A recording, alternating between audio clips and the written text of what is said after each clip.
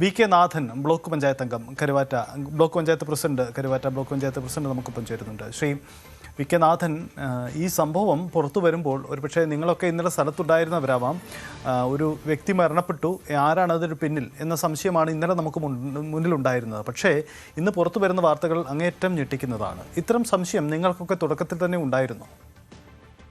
ഇന്നലെ രാവിലെ ഏകദേശം ഒരു 9:30 മണിയോടുകൂടിയാണ് ഈ മരണപ്പെട്ട ശിവൻകുട്ടിയുടെ ബന്ധുവായ ഒരു 13 വയസ്സുകാരി കുട്ടി ഈ കാര്യം വീട് തുറക്കുന്നില്ല എന്നുള്ള കാര്യം അയൽവാസികളെ അറിയിക്കുകയും അയൽവാസികൾ അത് തൊട്ടടുത്തുള്ളവരുമായി ബന്ധപ്പെട്ട് അകത്ത് തുറന്ന് കയറിയപ്പോഴാണ് ഈ കാര്യങ്ങൾ കൃത്യമായി മനസ്സിലാവുന്ന ഉടൻ തന്നെ പോലീസിനെ അറിയിക്കുന്നു, നമ്മളെ പൊതുപ്രവർത്തകരായിട്ടുള്ള നമ്മളെയൊക്കെ അറിയിക്കുന്നു.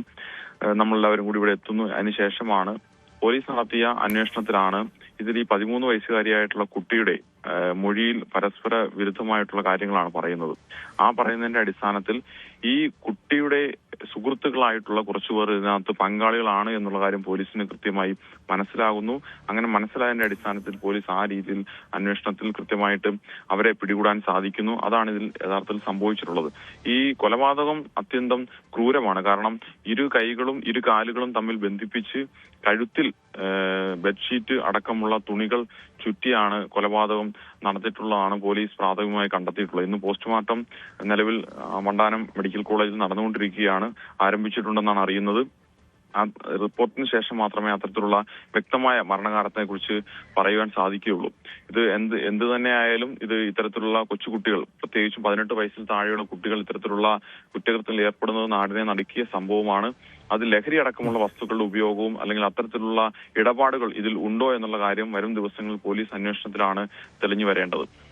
ശരി ശ്രീനാഥൻ, ഒരു കാര്യം, ഈ 13 വയസ്സുകാരി കുട്ടി ആള് മരിച്ചു കിടക്കുന്നു എന്ന വിവരം പുറത്തു പറഞ്ഞ കുട്ടി തന്നെയാണ് ഇതിലെ മുഖ്യ ആസൂത്രകയായി ഇപ്പോൾ മാറുന്നത്. അപ്പോൾ അത്തരം സംശയം ആദ്യം ഒന്നും ഉണ്ടായിരുന്നില്ല. ഇപ്പോൾ ആ പോലീസ് നായയുടെ പരിശോധന നമുക്കറിയാം. പോലീസ് നായ ആദ്യം എത്തിയത് സമീപത്തെ അവിടെ പണി നടക്കുന്ന, അപ്പോൾ സ്വാഭാവികമായും പണിക്കാരൊക്കെ സംശയനീരിലായിട്ടുണ്ടാവാം. പക്ഷേ പിന്നീട് പോലീസിന് കൃത്യമായ ചില സൂചനകളും ഈ പെൺകുട്ടിയുടെ മൊഴിയിലെ വൈരുദ്ധ്യങ്ങളും അതും തന്നെയാണോ ഇതിൽ നിർണായകമായി ഒടുവിൽ ഈ ഞെട്ടിക്കുന്ന കൗമാര സംഘത്തിലേക്ക് എത്തുന്നത്? തീർച്ചയായിട്ടും. അതായത് കുട്ടി സ്വന്തം ബന്ധുവായിട്ടുള്ള ആൾ മരണപ്പെട്ട് കിടക്കുമ്പോഴും കുട്ടി രാവിലെ ഓണപരീക്ഷയാണ്, പരീക്ഷയ്ക്ക് പോകണം എന്നൊക്കെ ആവശ്യപ്പെടുന്ന സാഹചര്യം ഇന്നലെ ഉണ്ടായി. അപ്പോൾ തന്നെ ഇവിടെ പരിസരവാസികൾക്കും പോലീസിനടക്കമുള്ള ആളുകൾക്ക് ഒരു കുട്ടിക്ക് ഇതിൽ എന്തൊക്കെയോ മറച്ചു വെക്കാനുണ്ട്, കുട്ടി ഉടൻ തന്നെ ഇവിടെ നിന്ന് മാറാനുള്ള ശ്രമം നടത്തുന്ന രീതിയിലുള്ള സംശയങ്ങൾ ഉണ്ടായിട്ടുണ്ടായിരുന്നു. അത് പിന്നീട് പോലീസ് കൃത്യമായിട്ടുള്ള കുട്ടിയുമായി സംസാരിച്ച വിവരശേഖരണത്തിന്റെ അടിസ്ഥാനത്തിൽ പോലീസിന് അതിൽ കൃത്യമായിട്ട് മനസ്സിലാക്കി മുന്നോട്ട് പോകാൻ സാധിച്ചതാണ്. ഇത് കൃത്യമായി എത്രയും പെട്ടെന്ന് തന്നെ ഇതിലുള്ള ഉത്തരവാദികളെ കണ്ടെത്തുവാൻ സാധിക്കുന്ന സാഹചര്യം ഉണ്ടായത്.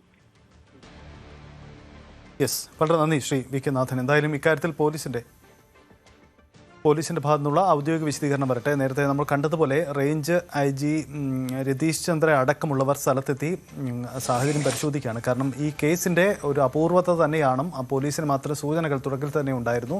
അതുകൊണ്ട് കൂടിയാണ് അന്വേഷണം ഈ വഴിക്ക് എത്തിയെന്ന് വേണം മനസ്സിലാക്കാൻ. അതുതന്നെയാണ് ഇപ്പോൾ ഈ കേസിലുണ്ടാവുന്നത്. പോസ്റ്റ്മോർട്ടം നടപടികൾ നടക്കുകയാണ്. എന്തായാലും നിർണായകമായ ചില വെളിപ്പെടുത്തലുകൾ, വിവരങ്ങൾ പോലീസ് ഉടൻ പങ്കുവയ്ക്കുമെന്ന് നമുക്ക് പ്രതീക്ഷിക്കാം. കൂടുതൽ വാർത്തകൾക്ക് News 18 Keralam YouTube channel subscribe ചെയ്യുക.